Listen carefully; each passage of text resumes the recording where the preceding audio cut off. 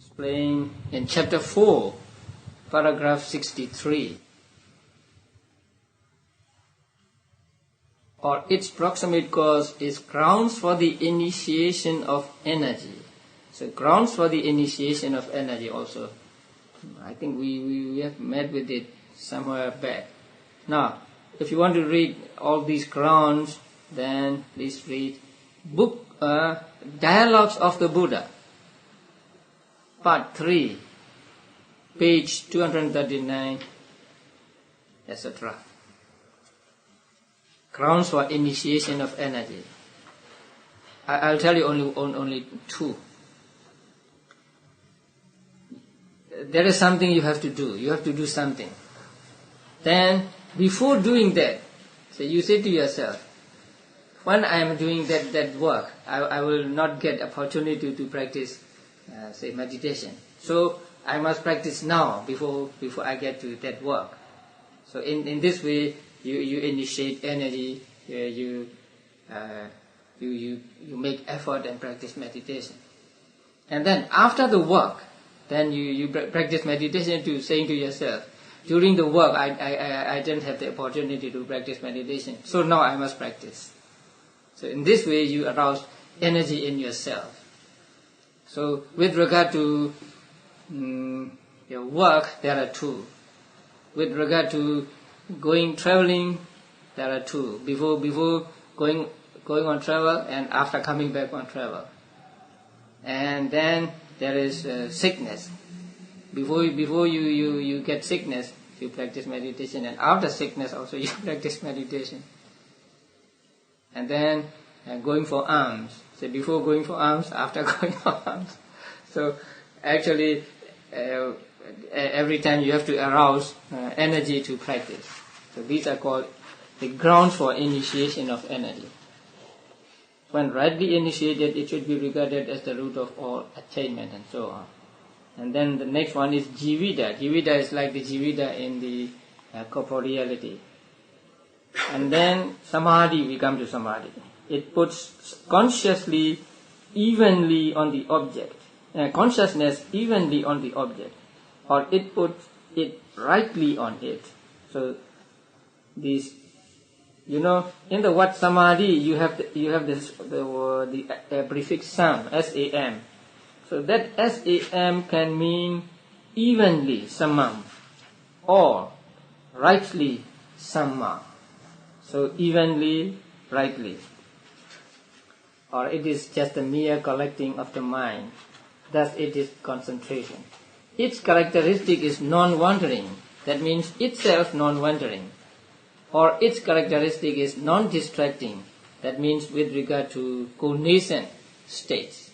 So it does not let cognizant states to be distracted. And it itself is non-wandering. Its function is to conglomerate cognizant states as water does bath powder. So it keeps them together. It is manifested as peace. Usually its proximate cause is bliss. But it is not always, therefore it says usually. Because samadhi can be without sukha also. Right? Fifth jhana. Like it is to be regarded as steadiness of the mind, like the steadiness of the lamp's flame when there is no draught. So, steadiness of the mind, that is samadhi. So samadhi is a mental state which puts the mind on the object evenly and rightly. Evenly means keeping the cognizant states together, and rightly means not itself being distracted. So that is what we call samadhi. On the object. It's on the object, and it also keeps the other mental factors together, not let them be scattered. So that is what is called samadhi. And the next one is saddha, faith or confidence. And with regard to its function, that is to enter into, like the setting out across a flood, and the SN, the reference is given. But I would like to give you another reference, and that is Expositor, page 158. Please read for the meaning of that setting out across a flood. In brief, a brave man could take other people across the flood or across the river. I mean, crossing in a boat or crossing by themselves. So in the same way, when you have saddha, when you have faith or confidence, then you can plunge into things and then you can accomplish. So saddha is compared to crossing the flood, or one who crosses the flood, or one who himself crosses the flood and who takes others with him. And that is what we call saddha. So please read Expositor, page 158.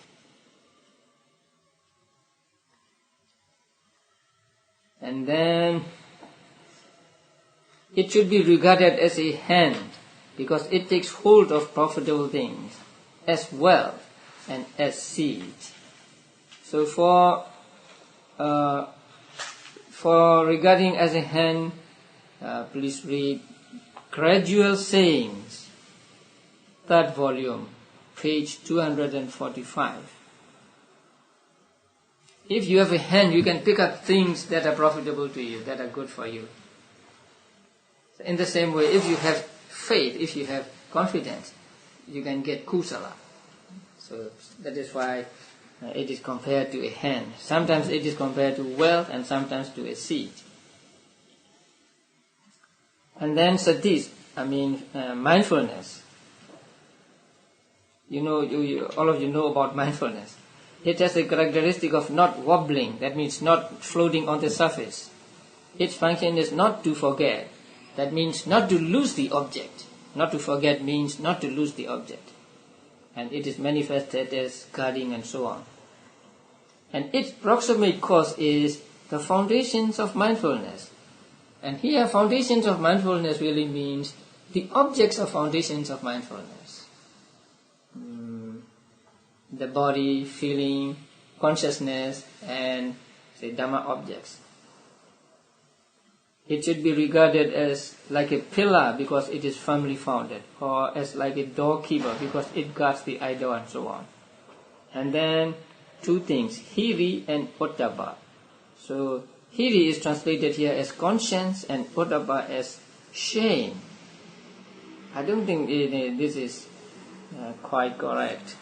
Ottappa is fear or dread. Hiri is shame. So I think we should translate hiri as shame or conscience, but ottappa, something like dread or fear. And fear here means moral fear. We are ashamed to do what is wrong, and that is hiri or shame. And we are afraid to do what is wrong because we don't want to get the painful consequences of these actions.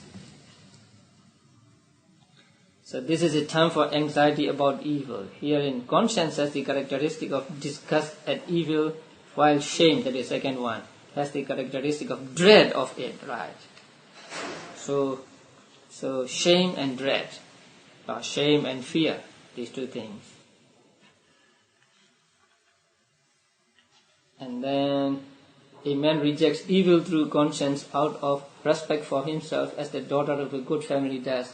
He rejects evil through shame, or the second thing, fear, out of respect for another, as a courtesan does. These two states, I say we will strike out the but. These two states should be regarded as the guardians of the world. They are described as the guardians of the world. So long as these two reside in the minds of beings, the world will go on. When these two left the minds of the beings, then the world will become undifferentiated or They will not act according to their conscience. So there will be no moral restrictions or something. So the human beings will become like animals and so on. And that is why they are called the guardians of the world. Moral shame and moral fear. That means shame to do immoral things and fear to do these things. The next is aloba, adosa and amoha. So, aloba, non-greed, adosa, non-hate, and amoha, non-delusion. So amoha, non-delusion means what? Panya, wisdom. So amoha and panya are the same. And about the middle of that paragraph, its function is not to lay hold like a liberated bhikkhu. It is manifested as a state of not treating as a shelter, like that of a man who has fallen into filth. I mean, not attached to or not adhering to, something like that. So when you fall into filth, then you are not attached to filth. You want to get rid of it as soon as possible. So it is not being attached. And then about 2-3 lines down, its function is to remove annoyance, or its function is to remove fever. That means to remove heat. Not necessarily fever, but heat, as sandalwood does. Now, when people are hot, people use the sandalwood paste. They apply sandalwood paste to their bodies, and then they become cool. It is very familiar thing in Burma. You may have seen Burmese girls with something like paste on their cheek. It's only used in Burma. It's like, what do you call this? Make up? Something you apply on your face. So when it is hot, they apply that kind of thing, especially sandalwood. They make sandalwood into paste or something. How do you call this? Making push? Tuire. Grinding, yeah. They usually do it on mortar? stone. Yes, like something like a flat stone. A flat stone. And then we push it on the stone, so that with water, so they get a paste. And that paste is applied to the face or to the other parts of the body. And it keeps them cool. There's something like that here. Non-delusion has the characteristic of penetrating things according to their individual assets and so on. So this is panya. It has a characteristic of sure penetration. So it will never miss. Panya, if it is real panya, will never miss. And like the penetration of an arrow shot by a skillful archer, right? Its function is to illuminate the objective field. So if this room is dark, we cannot see things in this room. So when there is light, we see things clearly. In the same way, when there is no panya, we don't see things as they are. So when panya enters our minds, we see things as they are. So it is like a lamp. It is manifested as non-bewilderment, like a guide in the forest. So you may be lost in the forest, but if you have a guide, you will not get lost. The tree should be regarded as the roots of all that is profitable. And then tranquility of body, tranquility of consciousness, and so on. Now, they are pairs. Here, body does not mean material body. Here, body means 3 mental aggregates: feeling, perception, and mental formations. So they are here called in Pali kaya. And the next pair, lightness of the body, lightness of consciousness. There are parallel material qualities among the 24 material properties. And then next is what? Malleability of body and malleability of consciousness. And the next pair, wieldiness of body, wieldiness of consciousness. And the next pair, proficiency of body, proficiency of consciousness. Another next pair, rectitude of body, rectitude of consciousness. Now we come to zeal, desire, chanda. Now chanda is just a desire to act, the mere will. So that zeal has a characteristic of desire to act. Its function is scanning for an object, searching for an object. It is manifested as need for an object. That same object is its proximate cause. It should be regarded as the extending of the mental hand in the apprehending of an object. That means if you want to pick up something, you put out your hand, something like that. So it is not attachment, but it is just the mere will to do, the desire to do. Next is resolution. It has characteristic of conviction. Its function is not to grow. It is manifested as decisiveness. Its proximate cause is a thing to be convinced about. It should be regarded like a boundary post, or it is a gate post, owing to its immovableness with respect to the object. And the next is, in Pali, manasikara. It is the maker of what is to be made. It is the maker in the mind. Now, this definition is difficult to translate. Actually, the Pali word is manasi and kara. Now, kara means doing or making, and manasi means in the mind. So, manasikara means doing in the mind. That is one meaning. Or making in the mind. That means paying attention. The other meaning is making the mind. That means making the mind different. So, the third line, it makes the mind different from the previous life continuum mind. Thus, it is attention. So, after the word thus, we should put also. Thus also, it is attention. Because it is a different definition from the first one. The first one says it is the making in the mind. And second one says making the mind. Yeah, making the mind in making the mind different.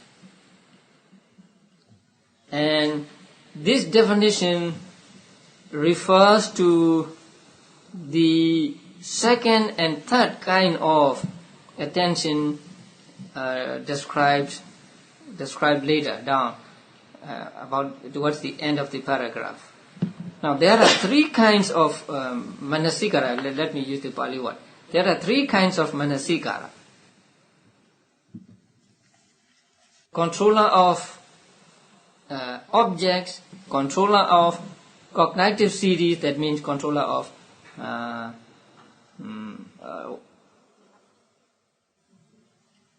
cognitive series. What is cognitive series? Thought process. Controller of thought process and controller of impulsions. Now, controller of cognitive series means five-door adverting.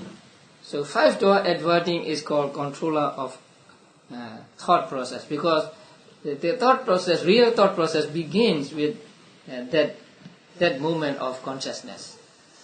And control of impulsions means mind door adverting, because after the mind door adverting come impulsions. But they are not meant here, actually. What is meant is just attention, which is called controller of objects. So there are three ways, three kinds of manasikara: controller of objects, controller of cognitive series, and controller of impulsions. The last two are not meant here. So the first one is what is meant here: the controller of object. That means just paying attention. And then next one is specific neutrality, and it is often called upekha. The Pali word is tatra majjatata, neutral in regard thereto. That means just being in the middle, not falling into liking or disliking. It has the characteristic of conveying consciousness and consciousness concomitance evenly, so making them evenly. Its function is to prevent deficiency and excess, or its function is to inhibit partiality. It is manifested as neutrality. It should be regarded as like a conductor or a driver who looks with equanimity on thoroughbreds progressing evenly. So I compare this to cruise control in the cars, right? You put on the cruise control and you don't have to worry about speed.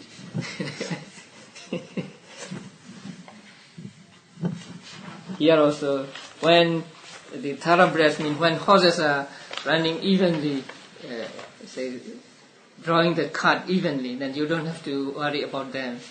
You just look on. And then compassion and gladness, karuna and mudita, they are described in the divine abodes. The only difference is there they belong to jhanas, and here they belong to kama vajra. And on the next page, that should not be admitted for as to meaning. No. Instead of saying as to meaning, we should say in reality. As to meaning, not as to meaning. In reality. Non-hate itself is loving kindness, and specific neutrality itself is equanimity. And then we have abstinences, 3 abstinences. I think you understand about them. And then it describes the mental states which arise with different types of consciousness. So it may be confusing for you if you do not have the 89 types of consciousness in mind and also 52 types of consciousness. So they can be studied from the manual of Abhidhamma, or during the Abhidhamma class here, I distribute the handouts. So you may look at those handouts and then read these passages. And then we come to unprofitable akusala. They are also on page 529, paragraph 159. As regards the unprofitable also, there are constants, inconstants, and or whatever states. So they are clearly mentioned here. And then down the page we have the consciencelessness and shamelessness. Here also we may say the first one shamelessness and second one fearlessness. Ahirika is shamelessness and Anotaba is fearlessness.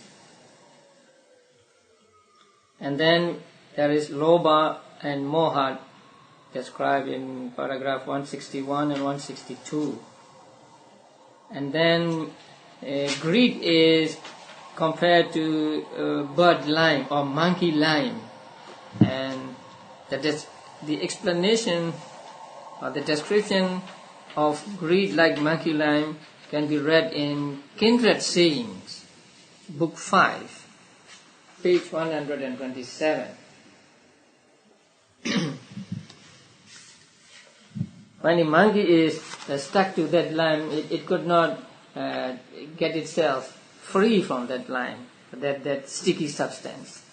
In the same way, when you have greed, when you have attachment, then you cannot get away from it. You are stuck to the object.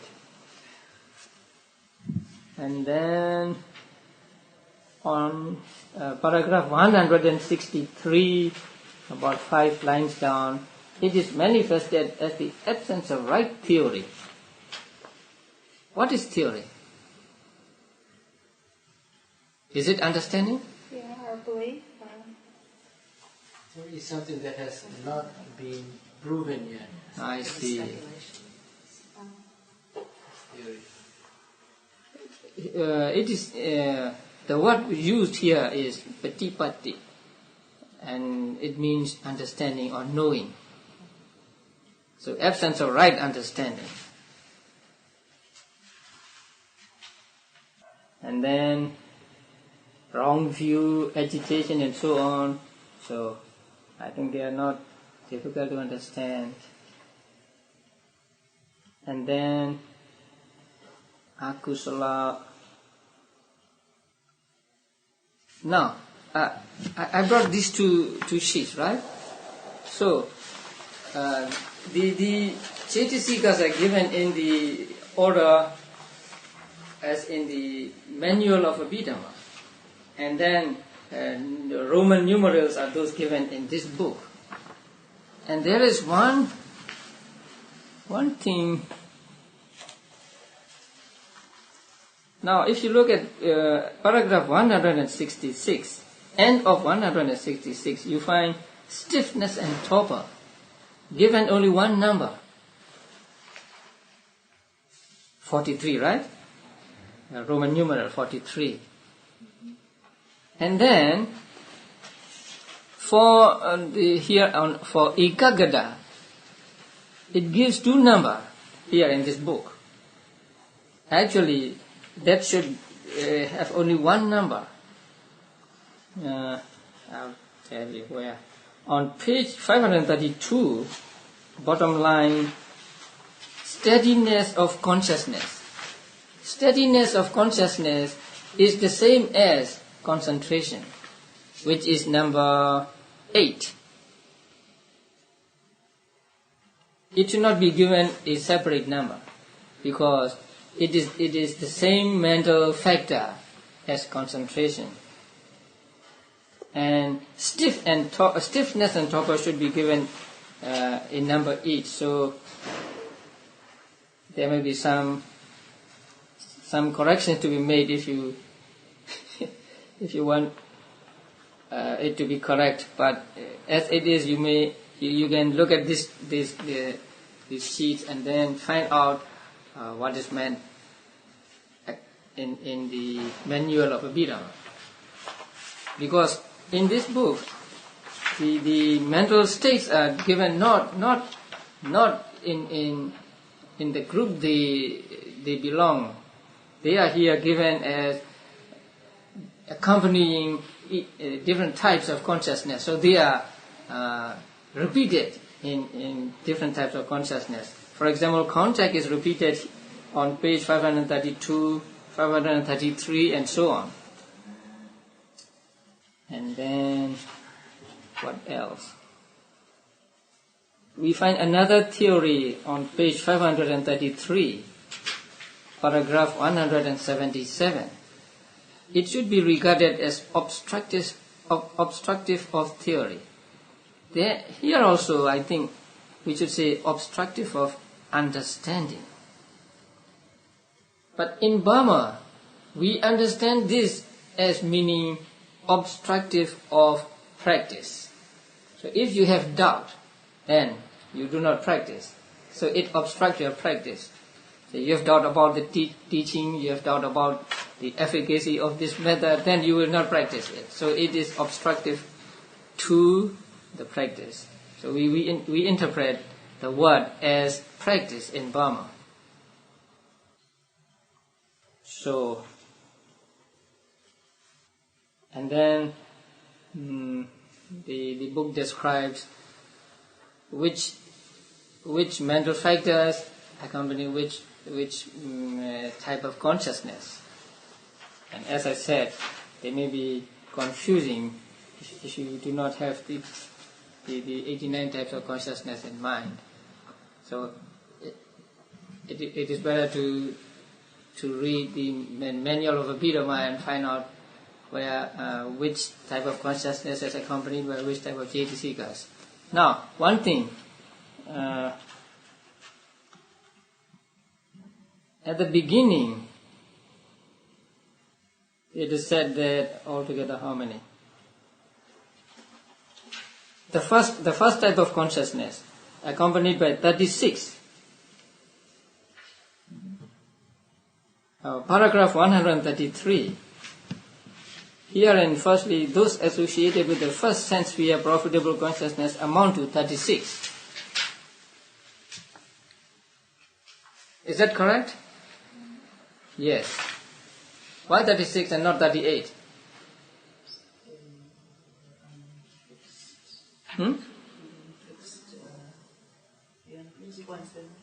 Actually, there must be 38, right? Yes. Then why 36? The unfixed may or may not be present. No. Oh, wait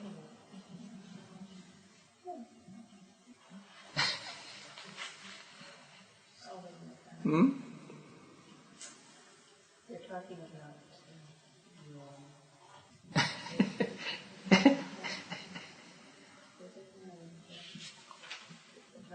I'll give you a hint. the third advocate. What? They're talking about the third advocate. That's right. We are talking about formation aggregate here. So Vedana and Sanya are not counted here. But in the manual, Vedana and Sanya are also counted because they are mental factors. So in the manual of Abhidhamma, you will find 38 Cetasikas accompanying this consciousness. That is correct. And it is correct too. Because here the author is describing the mental formation aggregate. That is why these two are missing here. So Out of the other 50. out of the 52. So there are 52, but 52 are mental states, mental factors. But sankhara are only 50, not 52. So this chapter is like a manual of Abhidhamma. You are really studying Abhidhamma.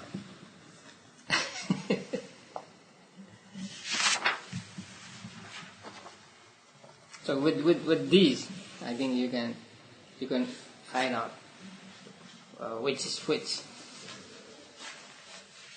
That is why there are no numbers for, say, Vedana and Sanya, right? And asterisks are for whatever stage, and plus signs are inconstant. Inconstant means they don't accompany always. They accompany that type of consciousness sometimes only.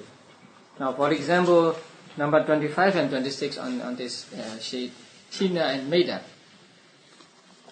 They accompany the 5 prompted, right? 5 prompted types of consciousness, but not every time. Suppose a person may be stealing something, actively stealing, then his consciousness may not be accompanied by Tina and Meda. So only when there is, say, sleepiness or something, are Tina and Meda accompany the consciousness. Otherwise they don't. So they are called inconstants or unfixed adjuncts. Okay, next week we'll go up to the end of basis. Let's see. Paragraph 6. Next chapter, paragraph 16. Chapter 15, paragraph 16. That is page 552. So we'll go until that. So now we have come to the end of 5 aggregates, and next week some other things to know about 5 aggregates. But the detailed treatment of 5 aggregates are complete now. So what are the 5 aggregates? Aggregate of metta, aggregate of feeling, aggregate of perception, aggregate of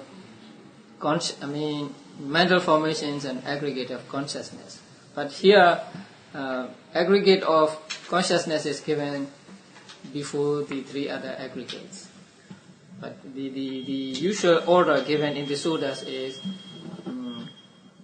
metta, feeling, perception, mental formations and consciousness. And these five can be reduced to two, nama and rupa. So first, corporeality aggregate is rupa, and the other four, nama. So when we say nama and rupa, we mean these five aggregates. So whether we say five aggregates or nama and rupa, we mean the same thing actually.